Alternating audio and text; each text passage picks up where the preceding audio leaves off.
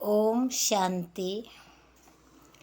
21-1-23 की मुरली है। मीठे बच्चे, बाप की दुआएं लेनी है तो हर कदम श्रीमत पर चलो, चाल चलन अच्छी रखो। प्रश्न: शिव बाबा के दिल पर कौन चढ़ सकता है?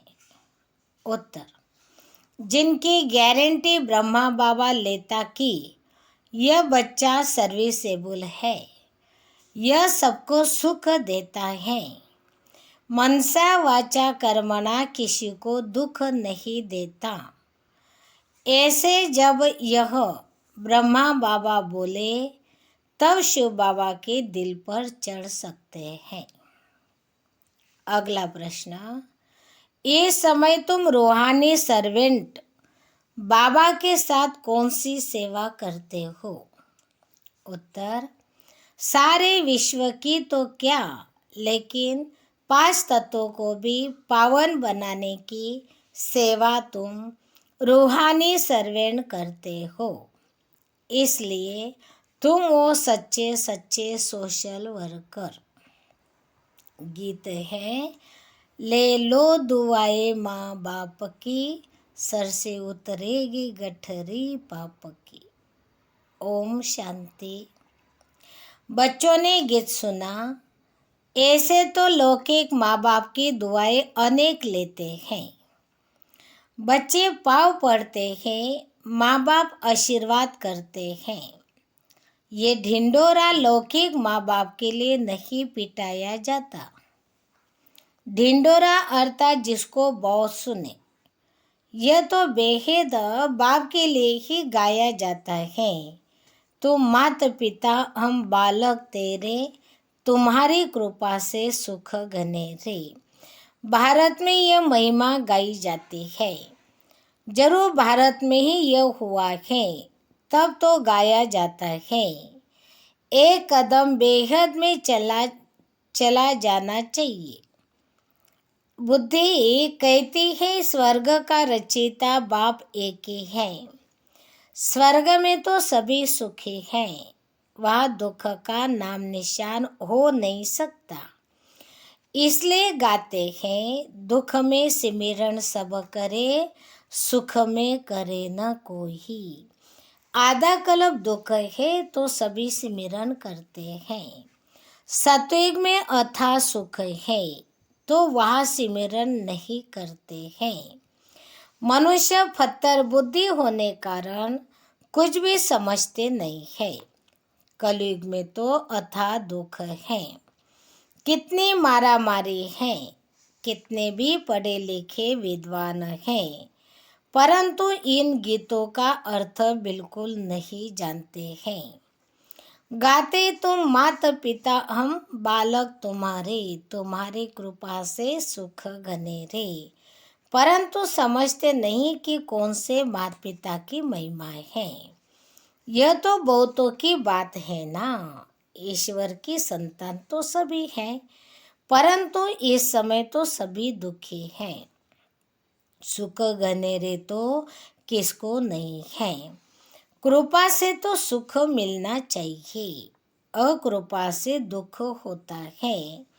बाप तो कृपालु गाया हुआ है, साधु संतों को भी कृपालु कहते हैं। अब तुम बच्चे जानते हो, भक्ति मार्ग में गाते हैं, तो माता पिता हम बालक तुम्हारे, तुम्हारी कृपा से सुख घने रे। यह बिल्कुल यथार्थ है, परंतु कोई बुद्धिमान होगा तो पूछेगा कि परमात्मा को तो गॉड फादर कहा जाता है, उनको फिर मदर कैसे कहते हैं? तो बुद्धि उनकी जगत अम्बा के तरफ जाएगी। जगत अम्बा की तरफ बुद्धि जाती है तो फिर जगत पिता के तरफ भी बुद्धि जानी चाहिए। अब ब्रह्मा सरस्वती यह कोई भगवान तो नहीं है, यह महिमा उनकी हो नहीं सकती। उनके आगे भी माता पिता कहना रॉन्ग है। मनुष्य गाते तो परमपिता परमात्मा के लिए है, परंतु जानते नहीं कि वो माता पिता कैसे बनते हैं। अब तुम बच्चों को कहा जाता है, ले लो दुआएं माँ बाप की, अर्थात श्रीमत पर चलो। अपनी चाल चलन अच्छी हो तो अपने ऊपर आप ही दुआ हो जाएगी। अगर चलन अच्छी नहीं होगी, किसी को दुख देते रहेंगे, माता पिता को याद नहीं करेंगे अथवा दूसरों को याद नहीं कराएंगे तो दुआएं मिल नहीं सकती। फिर इतना सुख भी नहीं पा सकेंगे, बाप के दिल पर चढ़ नहीं सकेंगे। इस बाप की ब्रह्मा के दिल पर चढ़े तो गोया शिव बाबा के दिल पर चढ़े। यह गायन है ही उस माता पिता का। बुद्धि उस बेहद के माता पिता के तरफ चली जानी चाहिए। ब्रह्मा की तरफ भी कोई की बुद्धि नहीं जाती है, भला जगत अम्बा के तरफ कोई की जाती है, उनका भी मेला लगता है, परंतु एक्यूपेशन को कोई जानते ही नहीं। तुम जानते हो, हमारी सच्ची सच्ची माता कायदे अनुसार यह ब्रह्मा है, यह भी समझाना है। याद भी ऐसे करेंगे, यह माता पिता भी है तो ब्रह्मा बाप भी है। लिखते हैं, शिव बाबा के रौ ब्रह्मा, तो माता भी हो जाती है तो पिता भी हो जाता। अब बच्चों को इस पिता के दिल पर चढ़ना है, क्योंकि इनमें ही शिव बाबा प्रवेश होते हैं। यह जब गारंटी देते हैं कि हाँ बाबा, यह बच्चा बहुत अच्छा सर्विसेबल है, सभी को सुख देने वाला है, मनसा वाचा कर्मणा किसको दुख नहीं देता है, तभी शिव बाबा की दिल पर चढ़ सकता है। मनसा वाचा कर्मणा से जो करो, जो बोलो, उससे सबको सुख मिले। दुख किसको नहीं देना है। दुख देने का विचार पहले मनसा में आता है, फिर कर्मणा में आने से पाप बनता है।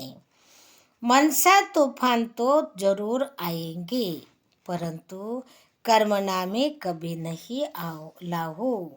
अगर कोई रंज नाराज होता है तो बाप से आकर पूछो, बाबा इस बात से हमारे से यह नाराज रहते हैं, तो बाबा समझाएंगे।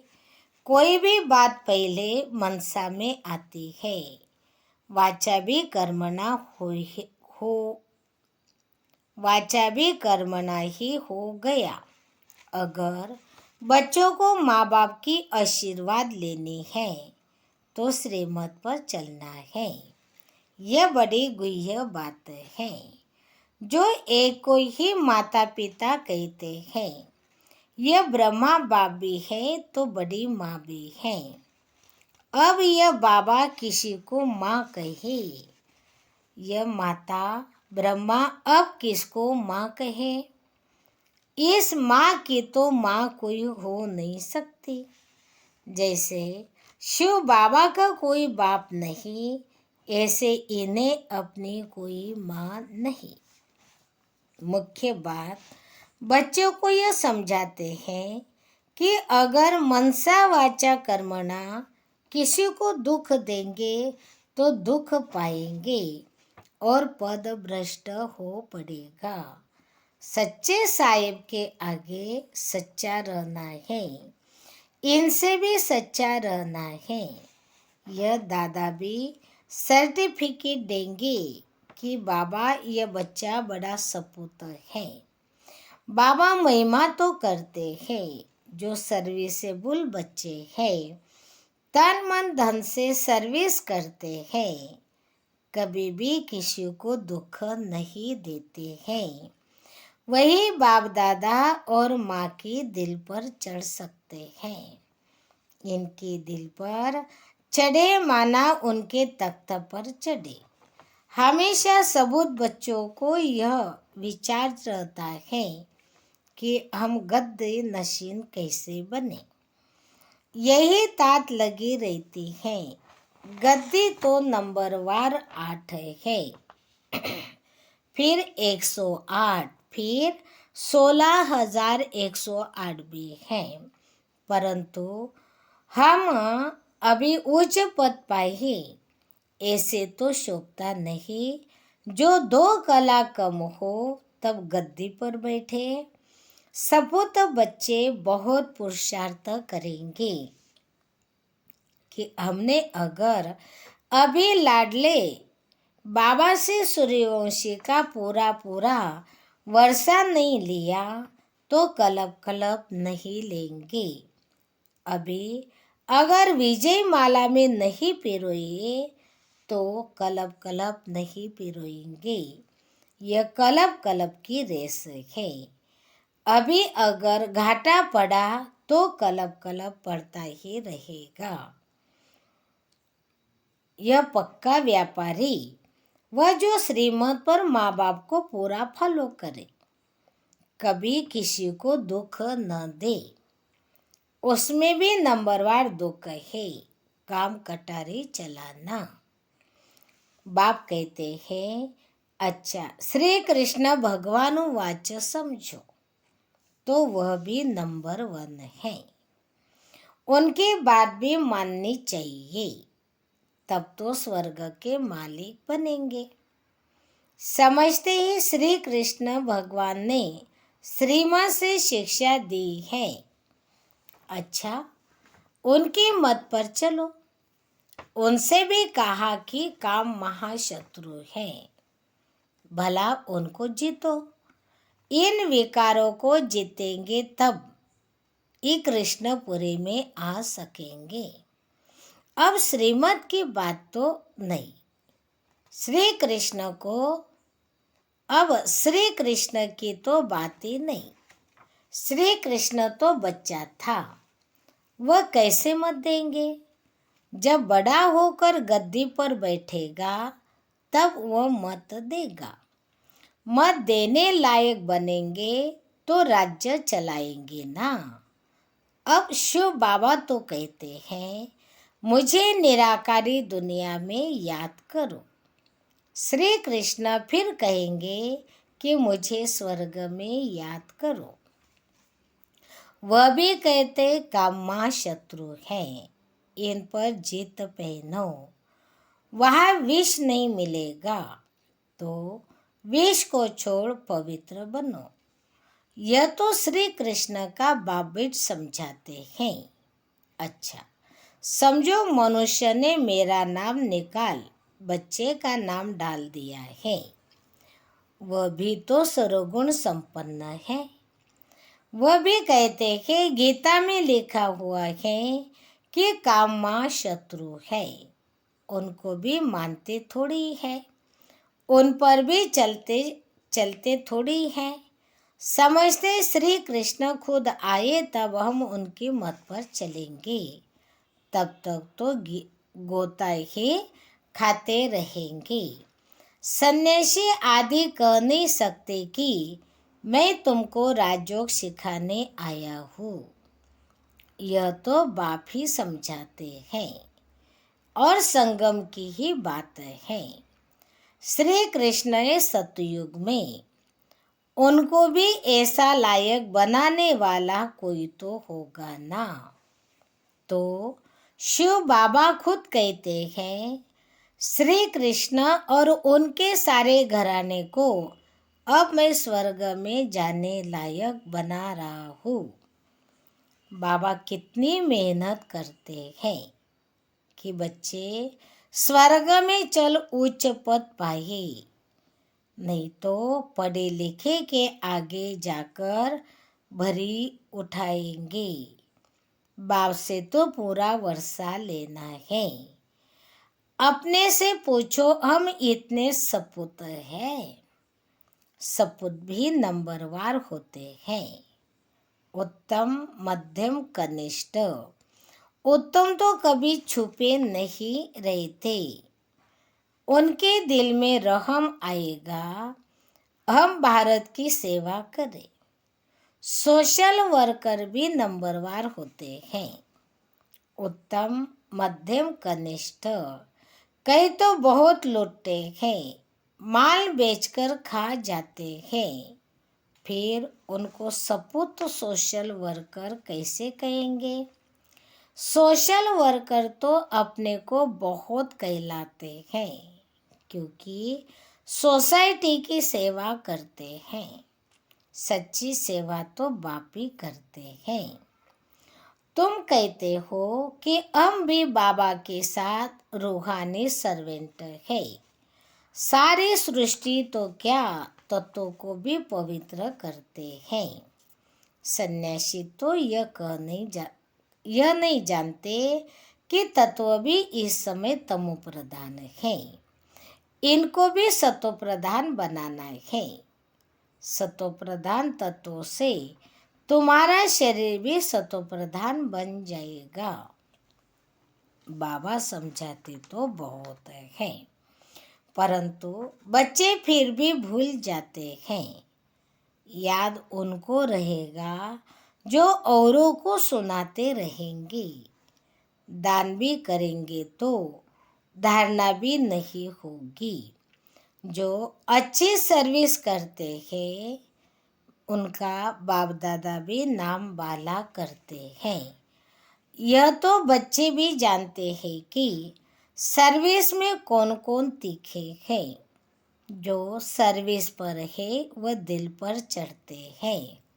सदैव फॉलो माँ बाप को करना है, उनके ही तख्त नशीन बनना है। जो सर्विस पर होंगे वह दूसरों को सुख देंगे। अपना मुंह दर्पण में देखो कि बाबा सपूत बच्चा बना हूँ। खुद भी लिख सकते हैं कि हमारी सर्विस का यह चार्ट है, मैं यह सर्विस कर रहा हूँ, आप जज करो।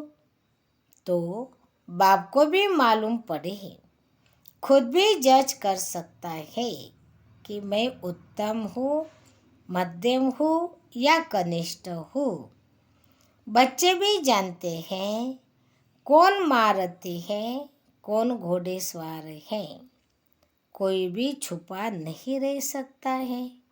बाप को पोता मेल भेजे तो बाबा सावधानी भी करे। बगैर पोता मेल भी सावधानी तो मिलती रहती है। अब जितना वर्षा लेना हो पूरा पूरा ले लो, फिर बाप दादा से भी सर्टिफिकेट मिलेगा। ये बड़ी माँ बैठी है, इनसे सर्टिफिकेट मिल सकता है। इस वंडरफुल मम्मी को कोई मम्मी नहीं, जैसे उस बाप को कोई बाप नहीं। फिर मम्मा फीमेल्स में नंबर 1 है। ड्रामा में जगदम्बा गाई हुई है, सर्विस भी बहुत की है। जैसे बाबा जाते हैं मम्मा भी जाती थी।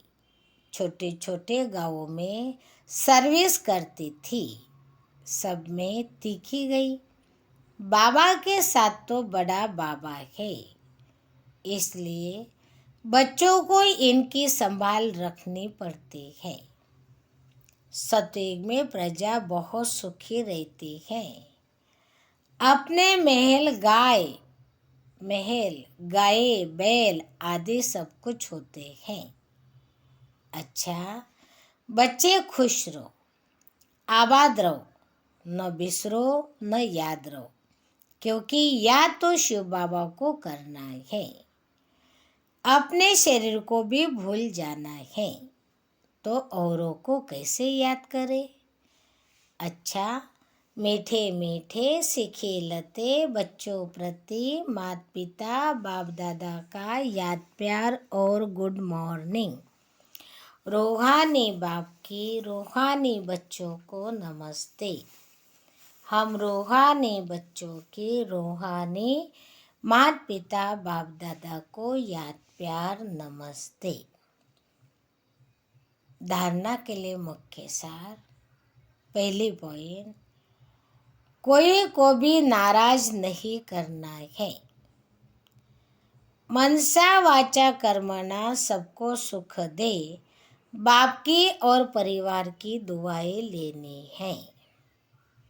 दूसरी पॉइंट, सपूत बच्चा बन भारत की रूहानी सेवा करनी है। रेमदिल बन रूहानी सोशल वर्कर बनना है। तन मन धन से सेवा करनी है। सच्चे साहिब के साथ सच्चा रहना है। वरदान, बोल पर डबल अंडरलाइन कर हर बोल को अनमोल बनाने वाले मास्टर सद्गुरु भव। आप बच्चों के बोल ऐसे हो जो सुनने वाले छात्र को हो कि यह कुछ बोले और हम सुने।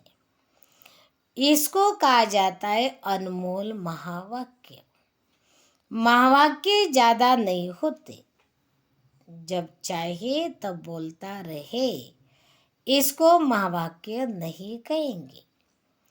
आप सद्गुरु के बच्चे मास्टर सद्गुरु हो, इसलिए आपका एक एक बोल महावाक्य हो। जिस समय जिस स्थान पर जो बोल आवश्यक है, युक्ति युक्त है, स्वयं और दूसरी आत्माओं के लाभदायक है, वही बोल बोलो। बोल पर डबल अंडरलाइन करो। स्लोगन, शुभ चिंतक मणि बन अपनी किरणों से विश्व को रोशन करते चलो। अच्छा, ओम शांति।